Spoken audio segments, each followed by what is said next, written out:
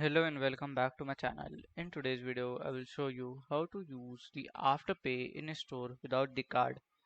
So let us see. So first of all, we'll just open here our Google. So I'm searching from Google. Okay. So you can directly go from their sites also if you want to go. Okay. So let's open here Google. I will search for like this. Okay. Then we'll press enter.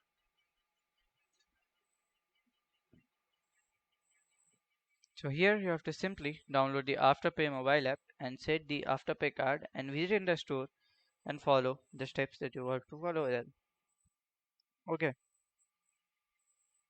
So from there you have to go. Okay.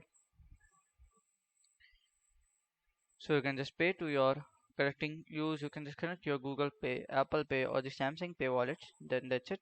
That's done. So this is all we can just do. So if you find this video helpful, make sure you like, subscribe and share the video. Thank you for watching.